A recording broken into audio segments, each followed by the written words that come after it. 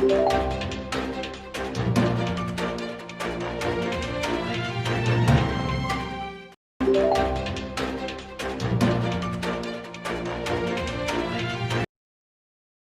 में पत्नी की हत्या के आरोपी को आजीवन कारावास, बेटा नहीं होने से नाराज पति ने गला दबाकर की पत्नी की हत्या।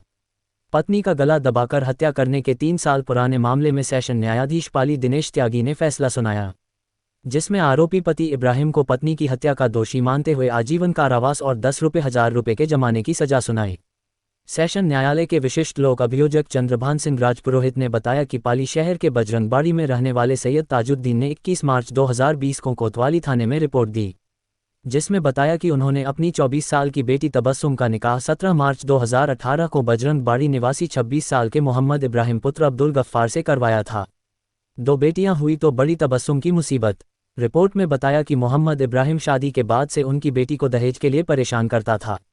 शादी के बाद तबस्सुम को एक के बाद एक 2 बेटियां हुई तो उसकी मुसीबत और बढ़ गई। आरोपी उसे बात बात पर तान देता था और मारपीट करता था।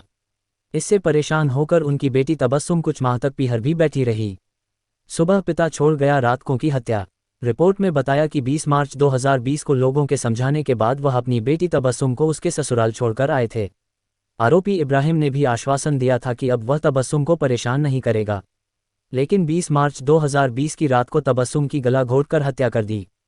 पुलिस ने मामला दर्ज कर आरोपी को गिरफ्तार किया और फिर कोर्ट के आदेश पर उसे जेल भेजा। पोस्टमार्टम रिपोर्ट में हुआ खुलासा। सेशन न्यायालय के विशिष्ट लोक अभियोजक चंद्रभान सिंह राजपुरोहित ने बताया कि मृतका का मेडिकल बोर्ड से पोस्टमार्टम करवाया गया, जिसमें सामने आया कि गला दबाकर उसकी हत्या की गई।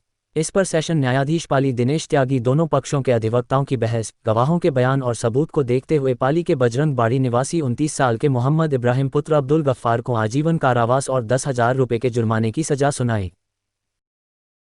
पुलिस थाना कोतवाली हल्का क्षेत्र की घटना है। वहाँ पे बजरंगबाड़ी में मुलजिम मोहम्मद इब्राहिम की शादी तबस्सुम नाम की बच्ची के साथ 17/3/18 को हुई थी और दिनांक 20/3/2020 को रात्रि में करीब 3 बजे इब्राहिम ने तबस्सुम का मुंह और नाक दबाकर गला दबाकर उसकी मृत्यु कर दी थी। इस बारे में तबस्सुम के पिता ताजुद्दीन ने पुलिस थाना कोतवाली में रिपोर्ट दर्ज करवाई थी, जिसमें माननीय सेशन न्यायाधीश श्री दिनेश त्यागी ने सुनवाई पूरी कर इब्राहिम को आजीवन कारावास की सजा सुनाई है और 10,000 रुपये का अर्थदंड, अदम बताया कि अर्थदंड 1 साल का कठोर कारावास की सजा सुनाई गई है।